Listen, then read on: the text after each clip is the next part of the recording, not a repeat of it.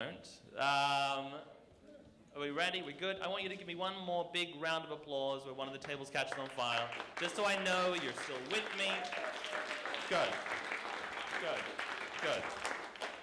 You're fine. Table 61. You're fine. Good. Okay. Oh, good. Okay. So please welcome a good friend of ours here at Kids of Comedy, Rick Cisario. Everybody, Rick Cisario. Big hand.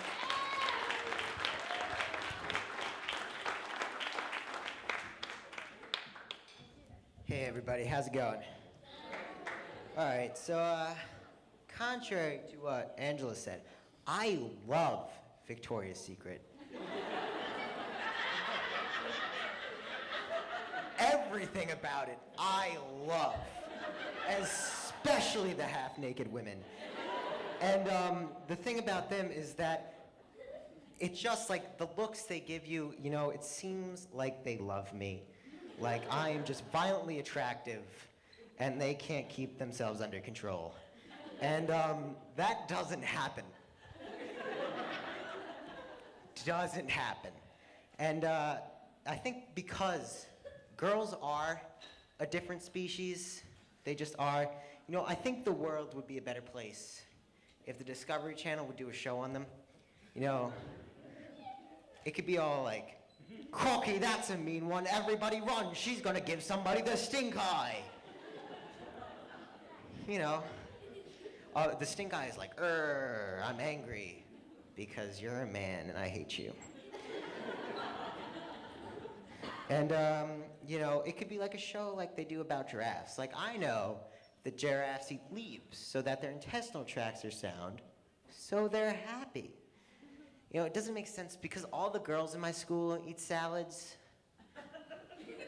yet they're still yelling at me. You know, maybe they should try the real leaves. That stuff seems to do the work. And, but you know, there are a lot of things I don't get. But one of them is how some girls get so popular.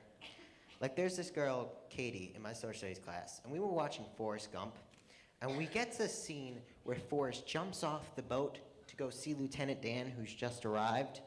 And Katie stands up, pushes the desk aside, and says, "Don't worry, guys, I got this."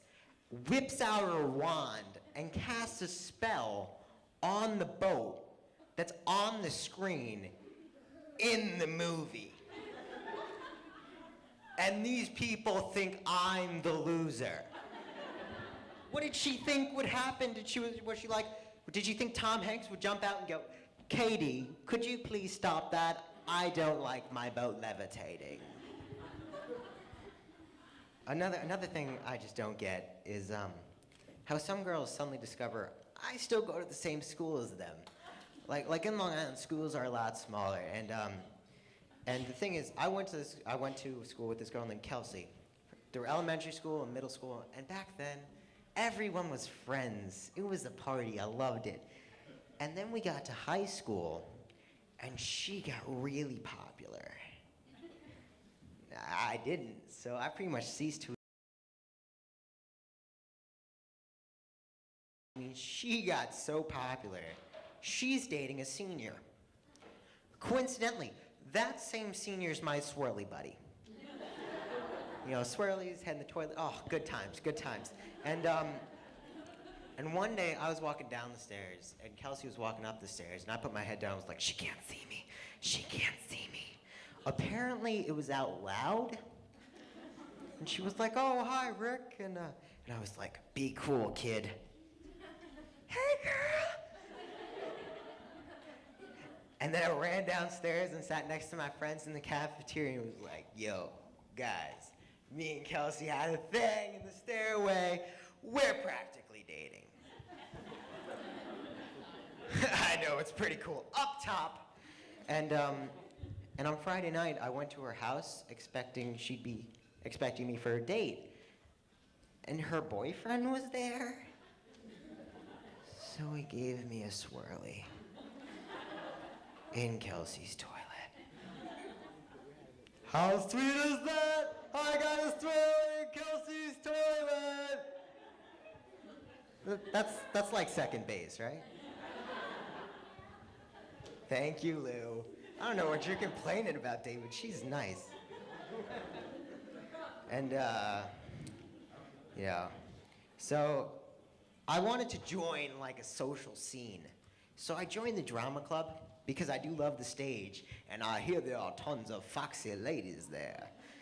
And I show up, and there's this amazingly hot girl named Amanda making out with this big guy, could have been a football player. His name was Lenny. And I was like, yo, I want to be that girl's rebound.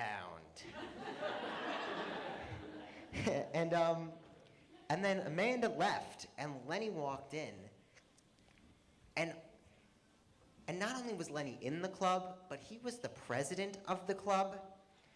And at first, I thought he was going to be like all Clint Eastwood on our butts, be like, you feeling lucky today, punk?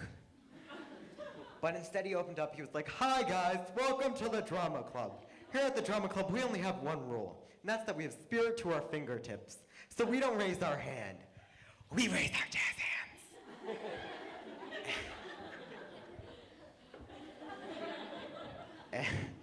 And after the meeting, I invited everyone back to my house to watch Monday Night Football.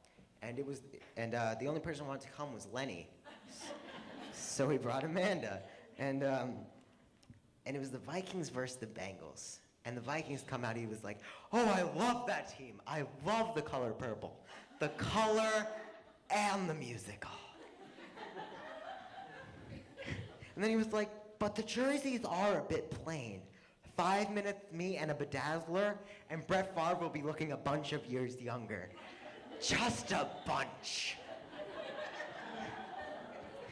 And then the Bengals came out, and he was like, the Bengals, jazz claws, Rick, Bengals, jazz claws. And it hit me. I knew what it would take to get a smoking hot babe of my own in my living room. I was gonna need to take out my jazz hands. I was gonna need to buy me one of those bedazzlers. Then I'm gonna start talking like this. This is hot. I love you all. You were all great. You're beautiful. Thank you very much. My name is Rick Cisario.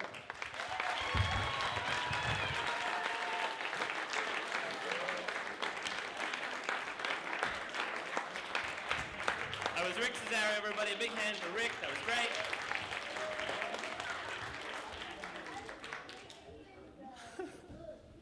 That guy's voice sounded remarkably similar to my own voice.